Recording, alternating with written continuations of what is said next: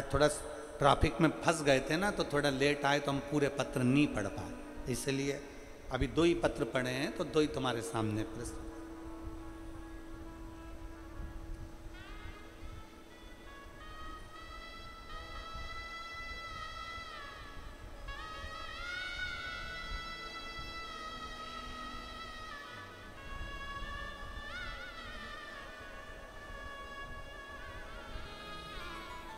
गुरुजी, मैं जिला करनाल, हरियाणा, गांव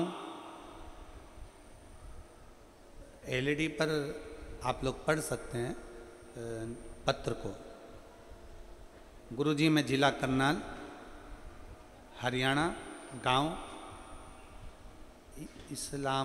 इस्लाम नगर के रहने वाली हूँ। मेरा नाम बबीता है। मेरा मोबाइल नंबर ये है।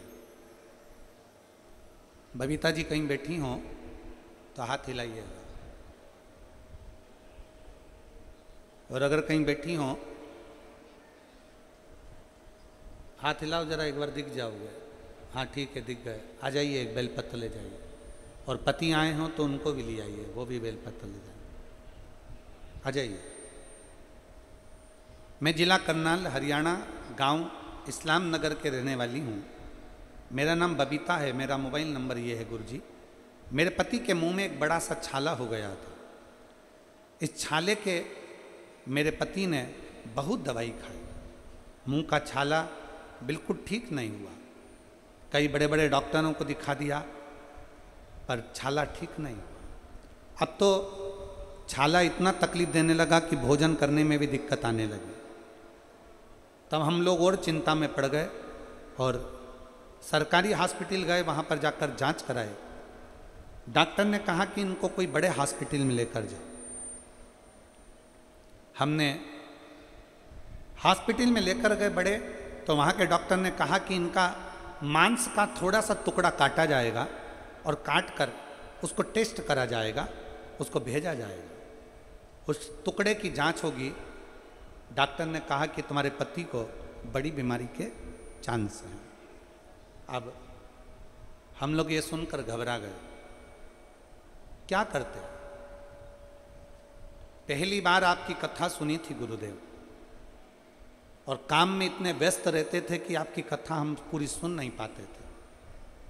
पर आप कहते हो ना कि जब दुख आता है ना तब भगवान याद आता है, तो सत्य मायने में तो कहे ना गुरुजी, जैसी दुख आया ना तो सबसे पहले आपको स्मरण किया, शिव पुराण का स्मरण किया, याद किया। हमने टीवी पर कथा सुनना प्रारंभ करी, और टीवी पर कथा सुनते सुनते रोती रहती कि ये कहाँ की बीमारी हाथ लग गई, समझ में नहीं आ रहा। भगवान भोलेनाथ के मंदिर जाना चालू करा। दुनिया के लोग भले हंसे गुरुदेव, पर मंदिर में झाड़ू लगाना, पोछा लगाना, दिया लगाना, भगवान को बेलपत्र चढ़ाना, जल चढ़ाना, घर से 1 लोटा पानी ले जाकर शिव जी को चढ़ाना, उस पानी को झेल कर वापिस लाना, अपने पति को पिलाना। मुंह का छाला ऐसा बढ़ते जा रहा था कि उनसे ना तो खाते बनता था, ना पीते बनता था। डॉक्टर ने घबरा लग दिया, अब करें तो करें क्या। तब मेरे एक रिश्तेदार सीहोर जा रहे थे। मैंने उनसे विनती कर कर कहा कि भैया सीहोर जा रहे हो तो वहाँ से रुद्राक्ष लेकर आना। वहाँ से मेरे रिश्तेदार रुद्राक्ष लेकर आए। हमने तांबे के कलश में उसको गलाया, शिवजी को जल चढ़ाया। वो चढ़ा हुआ जल अपने पति को पिलाना प्रारंभ करा। शुरू में तो पानी पीने में भी तकलीफ हो रही थी, खाने में बेलपत्री खा नहीं पा रहे थे, तो बेलपत्री को पीस कर शिवजी पे चढ़ी हुई बेलपत्र कुंदकेश्वर महादेव के नाम से अपने पति को देने लगी। धीरे धीरे डॉक्टर ने तारीख दी थी, बुलाकर जांच के लिए जाना था, पर बाबा की ऐसी कृपा हुई गुरुदेव, जो सालों से छाला था, मेरे भोलेनाथ ने मात्र 22 दिन के अंदर वो छाला समाप्त कर दिया। मैं बाबा को धन्यवाद देती हूँ। अब मेरे पति भोजन भी करते हैं, रोटी भी खाते हैं, पानी भी पीते हैं, और एकदम बाबा की कृपा से ठीक हैं। मैं बाबा को प्रणाम करने के लिए आई हूँ। एक लाइन अच्छी लिखी है, आप और हम गुनगुनाते हैं। भोलेनाथ दया करना,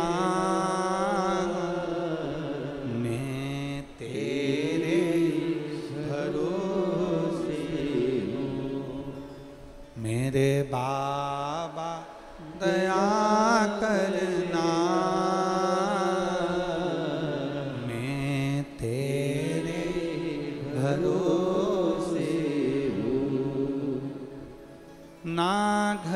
के भरोसे हूँ, ना परिवार के भरोसे हूँ, ना घर के भरोसे हूँ, ना परिवार के भरोसे हूँ। मेरे बाबा दया करना, मैं तेरे भरोसे हूँ। भोले बाबा दया करना, मैं तेरे भरोसे हूँ। मेरे शिव ने, मेरे हो गर्दन, मेरे शंकर, मेरे त्रिकालदर्शी, मेरे कैलाशी। बाहर की आवाज अंदर आ रही है, अंदर की आवाज खोल के बाहर। मेरे त्रिकालदर्शी, मेरे कैलाशी, मेरे अविनाशी, मेरे शिव ने कृपा करी। अनायास कृपा करता है शिव। मेरी जीजियों, मेरे जीजाओं, मेरी बेटियों, बेटाओं, मेरी माओं, आप पानी में गीले होकर भले यहाँ पर आए हो, बैठे हो, कीचड़ पानी में थोड़ा कष्ट भले हो रहा होगा, भले, पर इतना याद रखना, जितना जितना कष्ट सहते हो ना, उतना उतना शिव के करीब में जाते चले जाते हो, उतना शिव के नजदीक जाते चले जाते। संभाल लेगा, संभाल।